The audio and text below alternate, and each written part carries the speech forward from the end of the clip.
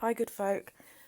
I'm going to start today reading you the Lord Kilmuirs letter to Ed Heath. I'm sorry if I get some pronunciations right, it's just some things just don't roll off the tongue. I'd love to say thank you to my patrons. I've had quite a few lately and it's so helpful. You can find my Patreon account. It's www.patreon.com/common law Assent. So I'm going to say thank you to Robert, Rosa, Shirley, Jane, Helen, Lee, Anne, Russell, Christine, James, Lyndon, Andy, Bruce, Peter, Anita, Peter, Marianne, Alison, Kaylee, Paul, Dawn, Naomi, Patricia, Pauline, Laura, Lewis, Samantha, Kat, Juliana and Jodie. Thank you so much. Right, I'm going to crack on with this. This is the letter that was sent from Lord Kilmuirs to Ed Heath. We use it in the back of our notices as evidence. Basically, Ed Heath took us into the EC and he knew he was committing treason when he did it. He lied to the British public about it and he asked somebody's advice before he went for it. And this was the response. So, yeah, I'm going to go over that. A preeminere means handing authority to the Pope or allowing the Pope to... I took a screenshot of this just now.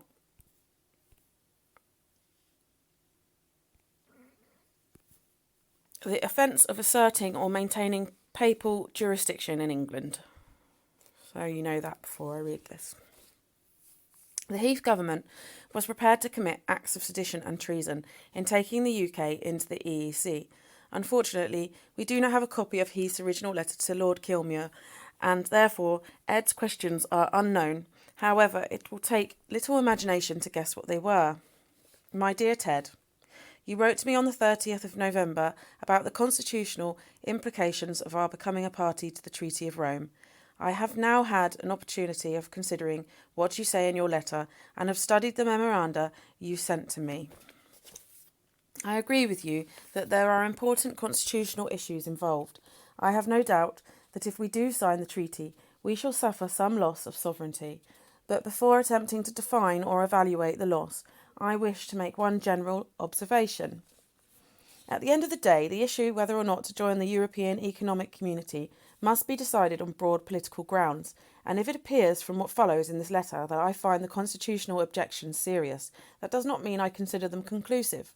I do, however, think it important that we should appreciate clearly from the outset exactly what, from the constitutional point of view, is involved if we sign the treaty, and it is with that consideration in mind myself to the questions you have raised. It is clear that, if we do sign the agreement with the EEC, we will suffer some loss of sovereignty. This is clearly an act of treason because our constitution allows no surrender of any part of our constitution to a foreign power beyond the control of the Queen in Parliament. This is evidenced by the Convention, which says, Parliament may do many things, but it may not surrender. What it may not do is surrender any of its rights to govern unless we've been defeated in war. And the ruling given to King Edward III in 1366, in which he was told that King John's action in surrendering England to the Pope and ruling England as a vassal king to Rome was illegal because England did not belong to John. He only held it in trust for those who followed on. The money the Pope was demanding as tribute was not to be paid because England's kings were not vassal kings to the Pope, and the money was not owed. Adherence to the Treaty of Rome would, in my opinion, affect our sovereignty in three ways. Parliament would be required to surrender some of its answer as above. The Crown would be called on to transfer part of its treaty-making power to the organs of the community. The Constitution confers treaty-making powers only on the sovereign, and the sovereign cannot transfer those powers to a foreign power or even our own Parliament, because they are not the incumbent sovereigns to give away, as they only hold those powers in trust for those who follow on. Our courts of law would sacrifice some degree of independence by becoming subordinate in certain respects to the European Court of Justice, as is. It is a preeminere to allow any case to be taken to a foreign court not under the control of the sovereign. The European Court of Justice or the European Court of Human Rights are foreign courts not under the control of our sovereign. Prémunire is a crime akin to treason. The position of Parliament, it is clear that the memorandum prepared by your legal advisers that the Council could eventually, after the system of qualified majority voting had come into force, make regulations which would be binding on us even against our wishes, and which would in fact become for us part of the law of the land. There are two ways in which this requirement of the treaty could in practice be implemented. It is a prémunire to allow any laws or regulations not made by the sovereign in Parliament to take effect as law in England. This is illegal under the Acts of Treason 1351, the Act of Prémunire 1392, the Act of Supremacy 1559, and the Declaration and Bill of Rights 1688 and 1689. Check all those out. Parliament could legislate ad hoc on each occasion that the Council make regulations requiring action by us. The difficulty would be that since Parliament can neither bind itself nor its successors, we could only comply with our obligations under the treaty if Parliament abandoned its right of passing independent judgment on the legislative proposals put before it. A parallel is the Constitutional Convention, whereby Parliament passes British North American bills without question at the request of the Parliament of Canada. In this respect, Parliament here has substance, if not in form, abdicated its sovereign position, and it would have pro tanto to do the same for the community. No such power exists for Parliament to do this. This would be an act of treason under the 1351 Treason Act, a prémunire under the 1392 Act of Prémunire, an act of treason under the 1559 Act of Supremacy and the 1688-1689 Declaration and Bill of Rights. It would, in theory, be possible for Parliament to enact at the outset legislation which would give automatic force of law to any existing or future regulations made by the appropriate organs of the community. I lost myself there. It would, in theory, be possible for Parliament to enact at the outset legislation which would give automatic force of law to any existing or future regulations made by the appropriate organs of the community. For Parliament to do this would go far beyond the most extensive delegation of powers, even in wartime, that we've ever experienced, and I do not think there is any likelihood of this being acceptable to the House of Commons. You'll be surprised. Whichever course were adopted, Parliament would retain, in theory, the liberty to repeal the relevant act or acts, but I would agree with you that we must act on the assumption that entry into the community would be irrevocable, and we should therefore accept a position where Parliament had no more power to repeal its own enactments than it has in practice to abrogate the Statute of Westminster. In short, Parliament would have to transfer to the Council or other appropriate organ of the community its substantive powers of legislating over the whole of a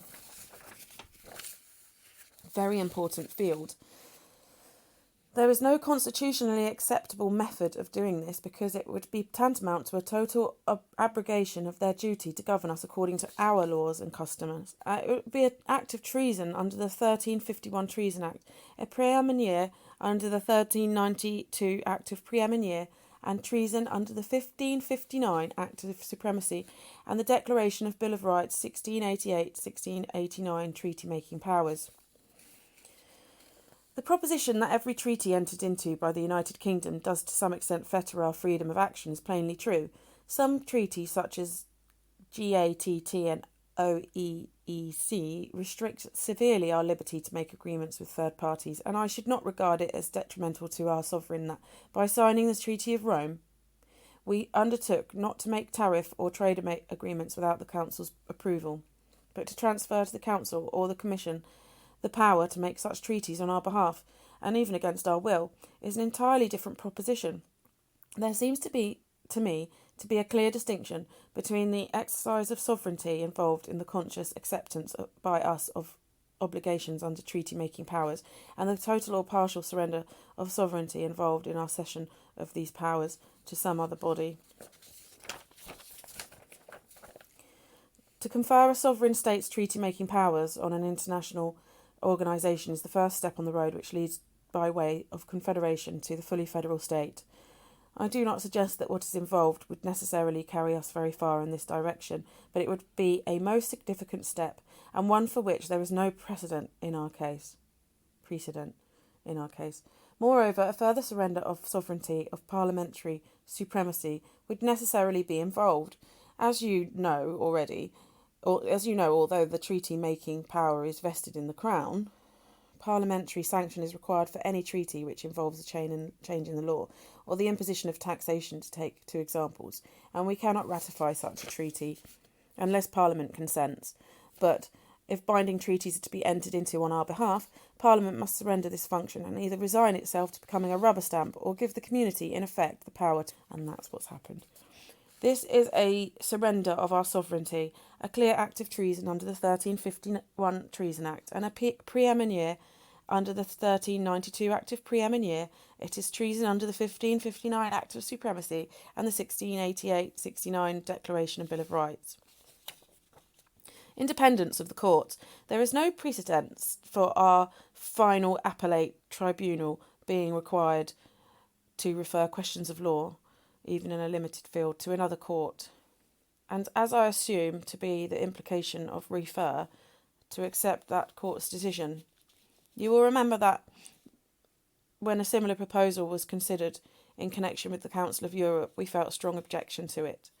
I have no doubt that the whole of the legal profession in this country would share my dislike for such a proposal, which must inevitably detract from the independence and authority of our courts. Of those three objections, the first two are by far the most important. I must emphasise that, in my view, the surrenders of sovereignty involved are serious ones, and I think that as a matter of practical politics, it will not be easy to persuade Parliament or the public to accept them. I am sure that it would be a great mistake to underestimate the force of objections to them, but these objections ought to be brought out into the open now, because if we attempt to gloss over them at this stage, those who are opposed to the whole idea of our joining the community will certainly seize on them with more damaging effect later. Having said this, I would emphasise once again, although those constitutional considerations must be given their full weight when we come to balance the arguments on either side, I do not for one moment wish to convey the impression that they must necessarily tip the scale. In the long run, we shall have to decide whether economic factors require us to make some sacrifices of sovereignty. My concern is to ensure that we should see exactly what it is that we are being called on to sacrifice, and how serious our loss would be. It is a preeminere to subject Her Majesty's courts of law to the domination of a foreign court outside of Her Majesty's control. That's from, then there's Exhibit E, link to FCO 301048 Edward Heath treason evidence file. We have got that in all of our notices. So thank you for listening to this. I'm going to try again later to read that another time and do it better. I've just started reading out loud. I was going to go up to the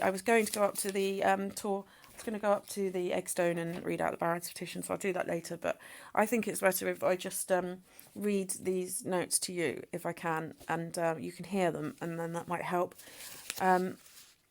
So you've got the gist of the fact that we don't have any lawful courts of law at the moment. The Crown's been usurped. Article 61 has been invoked, and the ECHR is running in our courts now. Human rights are all kind of like... The ECHR has got human rights difference because the idea that the state owns our rights and can give and take them away at will, and it owns our body and stuff like this. The Treaty of Lisbon, there's been more treaties signed since the Treaty of Rome, namely the Treaty of Lisbon and the Treaty of Nice, which is the Treaty of Nice, and that is quite extensive. Actually, I haven't actually read these treaties, but in the Baron's petition it clearly states that they're trying to remove our habeas corpus, and they're imposing corpus juris, and that came into force in 2014, so it wasn't really that long ago. Since Article 61 was invoked, we all have a duty to stand under it. That's our constitution. It's the highest law of the land, and if you read Article 61, it basically tells you what to do. But we have unalienable common law rights. Nobody can actually lawfully remove them. That's under our constitution, so if anyone's tampered with our constitution, it's akin to high treason. This letter here that was from Lord Kilmuirs was from like 1970-something, 1971, 2, 3, probably just before we got to the EEC. I think it's 1971. So I'm just going to leave it there. I'm going to say thank you so much again to people that have joined our group, because it's really important that we get this knowledge out there. It's like, I think this is something that everybody deserves to know in England. If you'd like to follow us, we're on Facebook as Common Law Assent. Also, I have a Patreon account, which is Common Law Assent, and that has more media files than, most of my media files get uploaded onto that through YouTube first, and also case files evidencing the use of Article 61. Also, we tell people that, since you've been informed of treason, it's a common law obligation to report it to a Justice of the Peace. That will stop you from being an outlaw. So we do detail how to take oath, and we detail how to take notice of lawful objection and send it off to your constabulary. We're giving a gift to people, a gift of knowledge, a gift of their true history, a gift of their constitution. Every English person, every British person, every person in the man and woman in the Commonwealth, not person, has a right to know and a duty to stand under the law, because this is our law. I'm going to leave it there. My name's Danielle, and I'm very grateful for you listening to this. Thank you so much.